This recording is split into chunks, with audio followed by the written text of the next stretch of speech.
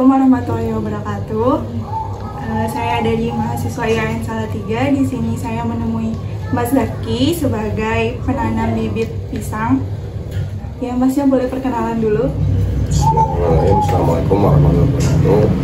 Perkenalkan, nama saya Arif Zaki Alwi. Di sini saya sebagai salah satu petani yang menanam pisang walaupun tidak banyak. Ini saya akan menerangkan proses menanam pisang mulai dari pembibitan sampai penanganan pasca panen. Terus yang pertama, khususnya di Indonesia, boleh diceritakan Mas, dari proses pembibitan pisangnya ini gimana ya? Untuk pembibitan pisang khususnya di Indonesia itu dengan sistemnya itu ada 4 yang terkenal. Yang pertama kultur jaringan, yang kedua pindah tunas anakan, yang ketiga split, yang keempat PIV. Nah, untuk petani biasa itu kalau kultur jaringan sangat tidak mungkin. Kenapa? Karena harus memiliki alat yang mahal dan juga bahan yang sulit untuk dicari sekelas orang biasa atau petani biasa. Yang hanya dilakukan yaitu PIV, split ataupun pisah anakan. Namun ada beberapa keuntungan dan kekurangan. Masnya, cara pembibitannya gimana? Ini langsung pembibitan ya. Pembibitan yang sering saya gunakan untuk saat ini yaitu PIV, walaupun awal-awal menggunakan split. Itu maksudnya apa ya Mas PIV? Karena kalau kita menggunakan kultur jaringan itu kekurangannya kita tidak mampu untuk alat dan juga bahan, karena itu harus di ruangan yang cukup steril dengan alat dan bahan yang mahal. Setelah itu kalau kita menggunakan yang pisah anakan itu juga kurang maksimal, sehingga kita menggunakan split yaitu pecah bonggol ataupun PIV yaitu pecah namun tidak sampai menjadi beberapa bagian. Ini yang untuk yang saat ini yaitu menggunakan metode PIV yaitu lingkaran bonggol. Itu kita pecah tapi hanya sedalam 1 sampai 1,5 cm, dan yang tengah itu agak ke dalam. Nah, itu nanti kita tinggal tanam. Nah, di situ nanti akan tumbuh banyak pisang. Nanti tinggal dipindahkan ke media yang lain. Sementara kalau metode split itu satu bonggol itu hanya bisa menumbuhkan, kalau bonggolnya kecil hanya bisa 4 ataupun 6. Tapi kalau menggunakan metode PIV itu bisa lebih. Seperti itu. Bisa lebihnya berarti sampai berapa Mas? Bisa lebihnya itu mungkin bisa 10 bahkan 16, itu tergantung mata tunas.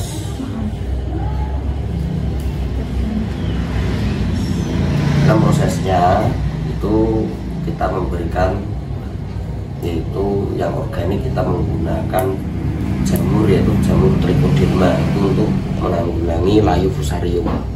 Apa itu? Layu fusarium itu adalah salah satu penyakit yang sering menyerang pohon pisang. Iya. Proses perawatannya ini gimana Mas? Perawatannya seperti ini. Setelah tunas itu paling sekitar antara 14 hari sampai 1 bulan itu kan sudah ada tunas, nanti kita pindah ke polybag. Dan itu perawatannya kita siram seperti biasa. Kita diamkan kurang lebih 2 minggu, nanti sudah siap kita tanam ke lahan. Dengan catatan di lahan tersebut juga harus disiram dengan Trichoderma.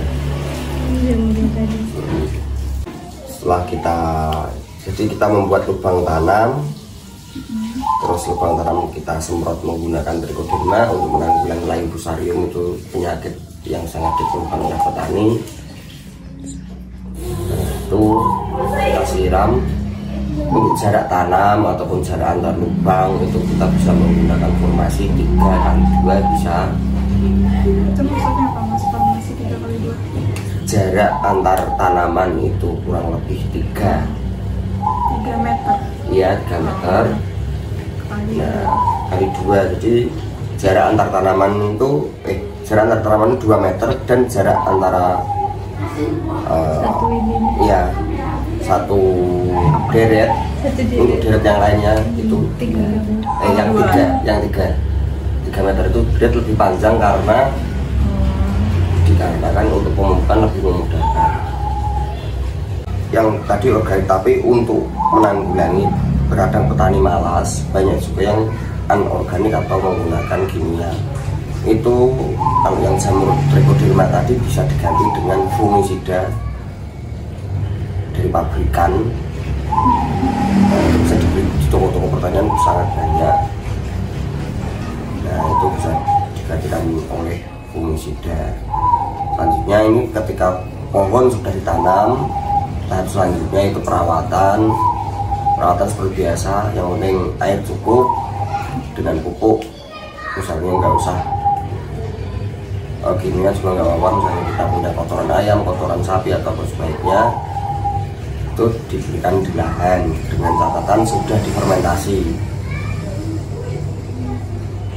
Kalau sudah menggunakan kimia ya kita bisa menggunakan NPK pabrik seperti itu. Nah, untuk perawatan ketika pohon sudah membesar, kurang lebih usia 7 bulan, 6 sampai 7 bulan itu jantung pisang sudah mulai menunjukkan tanda-tanda akan muncul jantung. Itu posisi jantung itu masih tegak lurus. Nah, ini untuk yang organik kita bisa menyemprotnya dengan menggunakan bakteri Beveria bassiana ataupun fungi Beveria bassiana. Namun jika yang menggunakan anorganik, kita bisa menyuntik ataupun menggores ujung jantung yang masih tegak seperti ini dengan menggunakan larutan insektisida. Itu salah satu untuk mengurangi atau mengendalikan burik pada pisang yang biasanya terjadi pada kulitnya, itu karena infeksi oleh hewan ataupun makhluk hidup yang sejenis insek. Terus maksudnya kulitnya yang kayak bernoda-noda gitu? Iya, kulitnya bernoda gitu. Ya itu karena kan kalau kulit seperti itu tuh pasti nilai ataupun harga jual itu sangat diantisipasi. Tapi pengaruh sama ininya nggak, daging pisang? Sebenarnya itu pengaruh, tapi kalau bureknya cuma sedikit sih itu menurut pengalaman saya itu nggak perlu berpengaruh. Tapi kalau burik itu banyak, itu pengaruh, biasanya bantat pisangnya kalau sampai menutupi. Mungkin distribusi pisangnya, jadi nanti itu kalau ngirim hasil panennya itu gimana aja gitu atau? Ini setelah panen ya, ada beberapa jenis pisang. Kalau panen itu sebenarnya pisang itu penjualannya sangat mudah, asal pisang kita tidak cacat. Itu kita bisa jual di pasar tradisional itu berapapun pasti mau menampung. Tapi kalau untuk jenis Cavendish itu kita bisa menjualnya atau bekerjasama dengan beberapa tengkulak besar yang sudah menyuplai ke Indomaret atau minimarket seperti itu. Jadi masnya ini nanam pisang apa aja sebenarnya? Saya mbak, saya nanam pisang itu aneh-aneh sih mbak. Saya apa? Nah, ada nanam Cavendish, ada terus Cavendish Via 17 ada. Cavendish banyak macamnya mas? Banyak, yang saya tanam hanya 2, tapi nggak banyak-banyak sih, karena cuma buat koleksi aja. Terus ada juga pisang tawi, terus roja temen itu juga ada, terus pisang gadis juga ada, tapi nggak banyak sih. Kadang cuma nanam 2, kadang yang penting populer karena ya buat praktek-praktek seperti itu, karena sering dimintain loh. Jadi kalau saya nggak punya berat seperti itu. Kalau tempat panennya ini di mana mas? Maksudnya? Masnya nanam pisang-pisang ini di mana? Daerah Pisang ini di daerah Kabupaten Semarang, khususnya di daerah Kecamatan Bantal. Masnya bisa itu kayak bagi tips and trick kalau misalnya orang-orang mau nyoba nanam pisang di rumah gitu misalnya? Bisa. Nanam pisang itu mudah sebenarnya, bisa di depan rumah. Tanah pengaruh nggak mas? Apa? Tanah Pengaruh, tapi sangat mudah diantisipasi. Misalnya tanah kita terlalu keras, itu bisa kita menambahkan kulit gabah yang dinamakan berambut. Nah itu itu kan kita bisa mencampurnya sekeras tanah apapun, kalau dicampur itu pasti hilang. Nah itu bisa kita nanam seperti itu. Kalau kita untuk tanaman pekarangan ataupun hanya untuk hiasan tuh kita bisa memendekkan pisang, jangan sampai tinggi itu bisa. Itu caranya ada banyak, salah satunya dengan kita melubangi pohonnya. Gitu. Itu pisang itu pohonnya kita lubangin. Nah itu nanti beri jarak segini ya, kurang lebih 1 jengkal. Nah itu pasti nanti yang tengah itu kan keluar. Itu yang dilubangin dari daerah mana? Dari luar kan? Luar. Nah itu sampai lebih dari tengah. Nah itu nanti dari tengah itu namanya ares. Yang di tengah pisang itu pasti nanti akan tumbuh lagi, karena pisang itu dipotong tumbuh. Nah itu nanti dikeluarkan dari lubang tersebut. Tapi ini tetap bisa berbuah? Bisa, tapi buahnya tetap agak mengecil, kan pendek. Iya. Tanaman pekarangan. Kalau untuk biayanya kira-kira Biaya untuk dari awal pembibitan sampai perawatan jadi kalau pembibitan itu sebenarnya sangat murah. Karena kita trichoderma juga mengembangkan sendiri. Jadi kita hanya paling, karena trichoderma itu mudah didapatkan dari alam juga, itu kita kembangkan sendiri.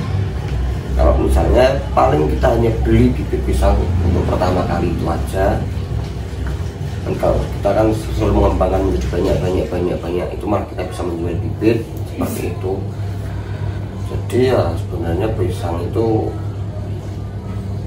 murah perawatannya.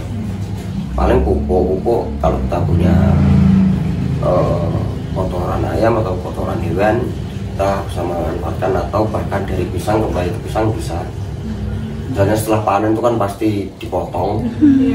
Nah itu nanti pohonnya kita busukkan, kita menggunakan bakteri, itu nanti jadi pupuk seperti itu.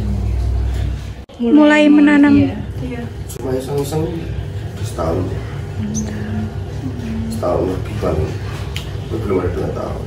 Karena saya pengamat herbal pekerjaan saya POPT, petugas pengendali organisme pengganggu tanaman.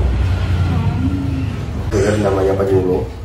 Itu di tiap kecamatan itu pasti ada sekitar 5 atau 6. Itu ada itu, tapi di setiap kecamatan belum tentu ada POPT. Di semua tanaman itu saya seperti dokter tanaman.